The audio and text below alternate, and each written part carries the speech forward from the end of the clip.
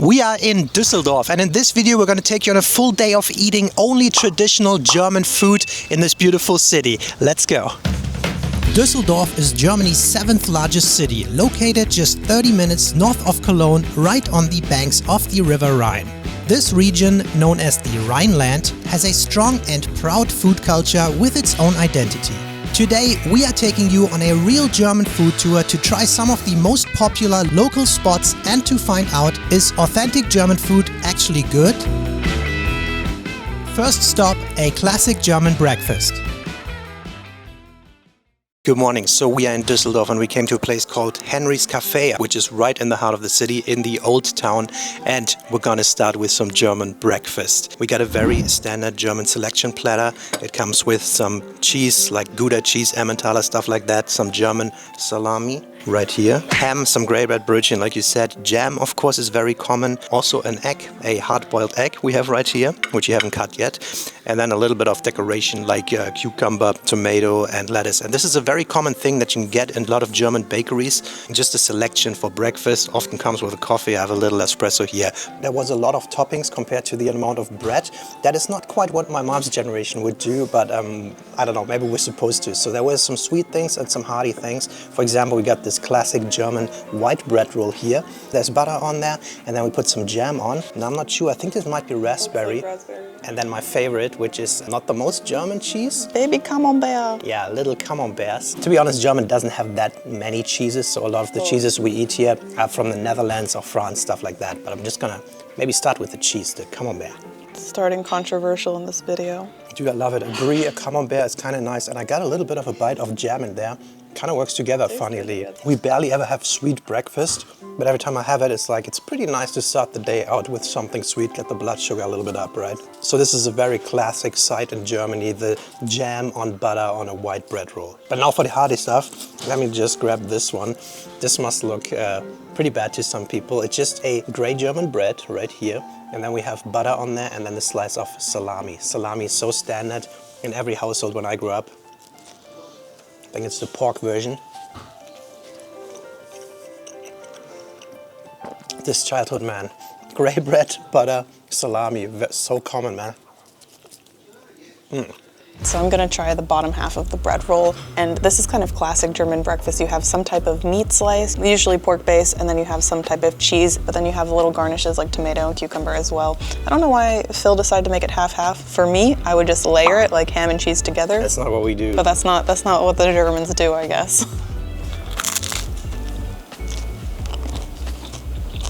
I think I've learned to really like this breakfast. We don't eat breakfast very often whenever we're at Phil's mom's house or out and about on holiday. I do love it. It's very good. We have this nice ham and butter. I'm going to load it with an extra cheese. And then take our little egg here and just cut it up nicely. Oh, lots of salt. There we go. Nice little Stück there. Guten Appetit. This is my type of grey bread loaded.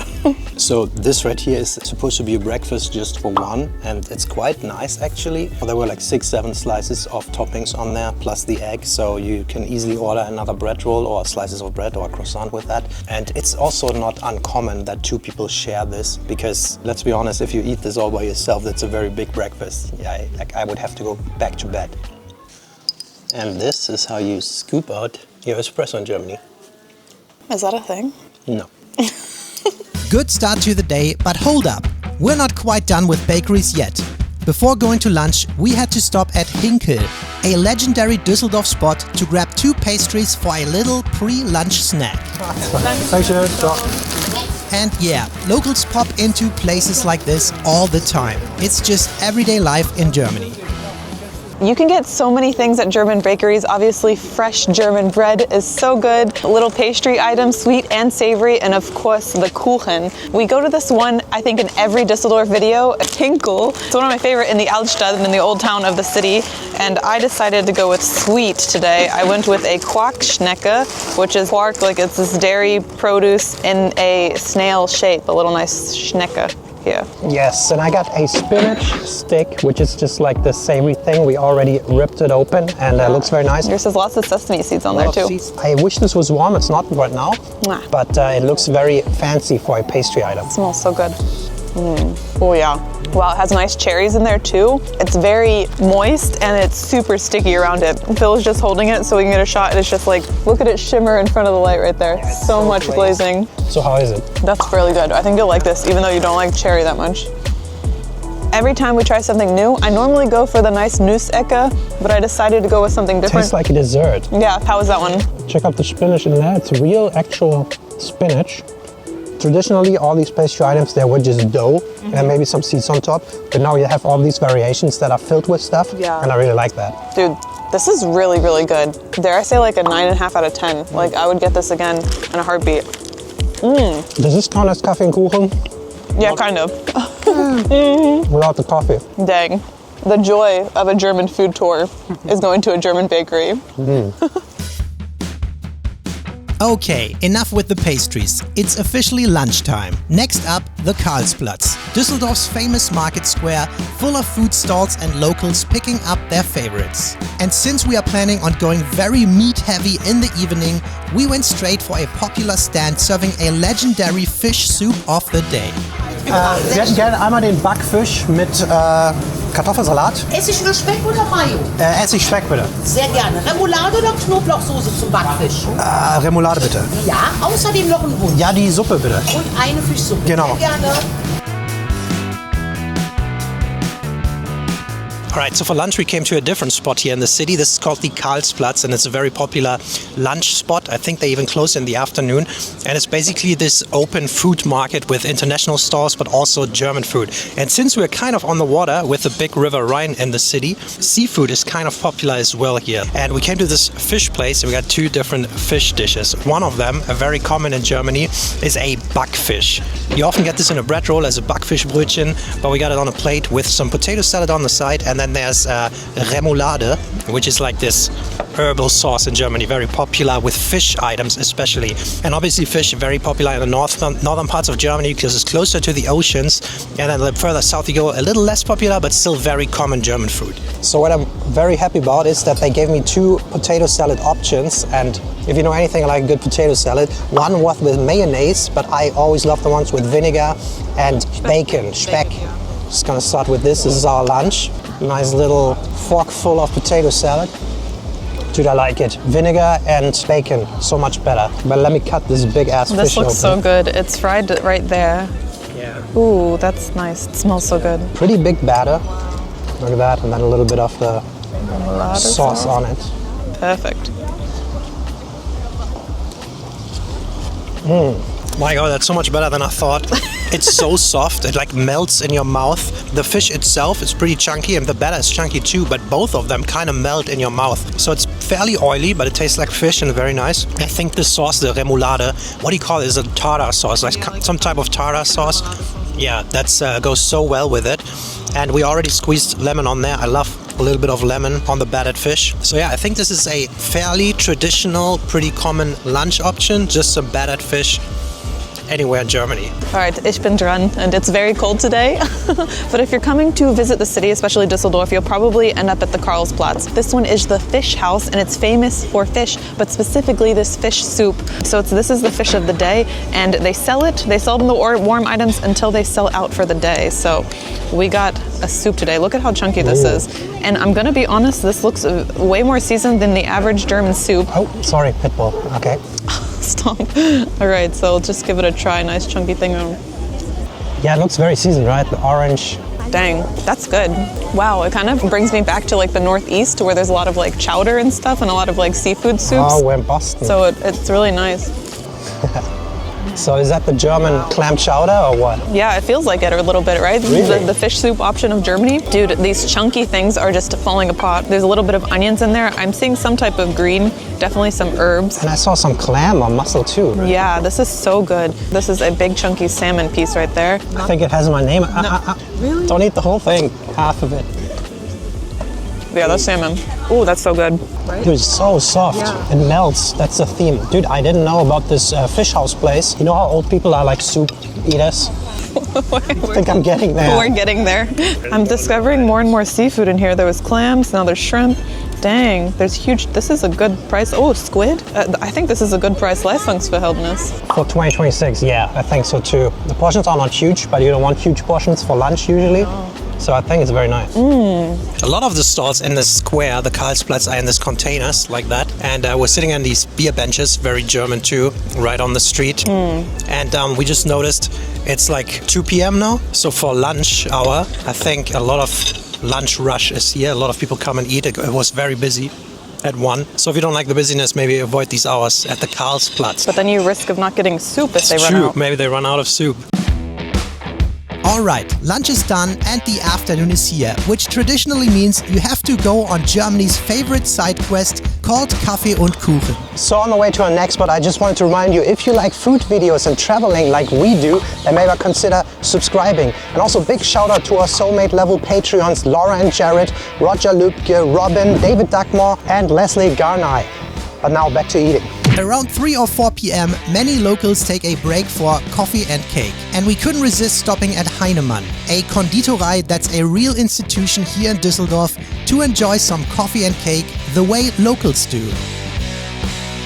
And because it is like 3:30 p.m. or 4 p.m, one of the most common German things is Kaffee and Kuchen. It's oftentimes way too close and way too early after lunch, but it's a very traditional thing here in Germany. Kind of like the coffee after a big lunch thing, like give it a little time and then coffee for digestion. But we got 2 pieces of cake.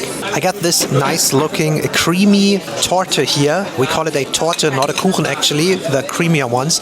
And it's a lot of nougat layers, a little bit of doughy stuff. I don't know if it's marzipan or anything. To be honest, it just looked really good. And I already cut the front piece off. Now I'm having trouble getting it, but here we go. Oh, it's alcohol. That's always a nice surprise. If you look at it here, you really nicely see the layers. And then only the bottom layer is like a crunchy cookie. Very crunchy, very chocolatey. And then it's a very creamy layer, very light cake dough layer. And then more creamy stuff, some chocolate things on the top. And the fancy Konditorei, they always do this stuff. This is a little plate with their name on it, I think. Heinemann. It's so German to me. Every time I went to my grandma on Sundays, we had this type of cake. Very creamy, very common. And I decided to go with a raspberry Kuchen, a Himbeerkuchen with Sahne, so with whipped cream on there. But let me just get, that piece is way too big, so there we go. A nice Stück here. They only had raspberry, no strawberry cake, but seasonal. Has the classic like Jello style on the top here, where the raspberry is. And I feel like that's a classic German cake. Not as much of the cakey thing that we're used to in the US. The raspberry ratio looks good. I'm ready for strawberry season because that's my preferred fruit, but very nice. So we have the 2 opposites here, the fruity one and then the creamy one over here. But I love the fruity one as well. You need to get lasagna. Shove it in there. The fruity one's always so cold because of that jello around it. And I like that, it's very refreshing. I think the raspberry one here is better than this creamy one. I think so too. You were very surprised coming to Germany in the first place when you saw how creamy the cakes actually are. Like, I think this one is better, but I think my favorite is the Herrentorte. That is my favorite cake here. It's more cakey, but this is not bad. I like this a lot too. The Kaffee und Kuchen at Heinemann, it was basically a crowd of, well, mostly older, very homogeneous German locals. And then we joined the afternoon stroll through the city to build up our appetite for the main event. Dinner at Himmel und Ed, where we are going big with a huge classic pork plate and the famous dish that gives the restaurant its funny name. Alright, for the main event and the evening thing, we came to a very German brewery. It's called Himmel und Ed, which means heaven and earth, but we got some very, very German dishes. So this right here is a German Haxe. It's a pork knuckle or a pork knee. I think it's the lower part of the pork leg. You have 2 bones in here, and it's just slow cooked, and it's very crispy on the outside. It should be juicy and very yummy on the inside. It should come off the bone nicely. And you can choose a couple different sides with it. And we chose the classics, the Kartoffelknödel, which is like a potato dumpling, and then the red cabbage, which is one of my favorites. And this one looks great. Yeah, that looks so good. So this Haxe here is like the dish that most of these breweries offer, and kind of like the heartiest thing that you can go with when it comes to German cuisine. You have this crispy batter on here, and then look at the bottom. You can see the meat there. Let me see if I can just... Oh, it's so crispy. Oh yeah. There we go. Oh, hear the crunch. Oh my God. Wow, that looks juicy. Oh my God. Look at that. Pork, that crispy. Oh God, pork the skin bone and just stuff. came out. Wow. This reminds me of America a little bit, the barbecue, man. Oh my God, it's hot. It's steaming. But did you see how easy that bite came off there? Yeah. So soft, very tender, it just falls off the bone. So on this side, which is the back side, we have all this soft meat, which just comes off. It's so nice and tender. I think this might be the best way you can prepare a pig, pork meat. But what I really want to try is one of these pieces. The skin. Yeah, the skin. Oh my God. Look at this, crispy. I'm gonna break this at the mic. Oh. Look at the fat right underneath it. Oh my God. Let me dip it in some sauce here. Usually I'm not a big fan of fatty meats, but it's so slow cooked. It's this like rendered meat and then the crispy outside. It's like the typical pork belly thing. This is as good as German style barbecue. I want to call it barbecue because it's the most common to like American barbecue, but it's just like good old brewery hearty stuff. So good. I'm gonna try the sides. I'm a big fan of these potato dumplings. There's two different styles. This is the potato one. It's some of the red cabbage on there. With the sauce we drizzled on, some nice gravy. It melts in your mouth. These are so soft, but the star of this dish is definitely the meat. This thing is heavy, it's hearty, and just so good. And if you are into barbecue stuff like from America, you come to Germany, you have to try this. So I decided to go with a regional dish, and I think this is one of the dishes that a lot of Germans even don't like, but it's Himmel and Erd, which means heaven and earth. So apples are from the heaven, potatoes are from the earth. In Austria, they even call this like Erdapfel, like ground apple is what potatoes are called. But this dish comes with Blutwurst, so that's blood sausage. It's very popular in this Rhine area, so Cologne, Düsseldorf, where we are, and this is the best part, these fried onions here on top. It was kind of a polarizing thing for me when I first came to Germany because I didn't eat a lot of blood sausages growing up. I don't think anybody ate a lot of blood sausage. But it looks so interesting, and this one is very soft. We've tried different consistency of a blood sausage, but... On the inside, right? Yeah, it's super soft, and even the outside is pretty soft, but it's been definitely double fried. Like this has been fried again, so... Throw that in. Dude, flavor-wise is very good. I have to get over the thought that it's blood sausage. It's a little weird at first to think about, but taste-wise, so good. Like, it's so rich. It definitely has like nice, fatty, chunky parts in there. Yeah. The flavor is nicely seasoned. Look at that. Now to try some of the heaven and the earth. So this is apple puree, and it looks like just apples kind of slow cooked together. There's still decent chunks in there. It looks more saucy than anything else. And it's cold, right? Or is it warm? Room temperature. Oh, okay. Yeah, it's not cold or warm. I love applesauce, so I'm a fan of this. Here is the potato. So we have the earth right here. It's puree. Puree. This is potato puree. I'll try it alone. Nicely seasoned here. Yeah. But I think what you have to do with this dish is try it all together. Exactly, mix it up So a we bit. take some of the earth, we take some of the heaven, and we take a little chunk of the blood sausage. And this big chunky bite is how you eat this, mixed all together, so. It's probably the best bite. Taste-wise, it comes together so nicely.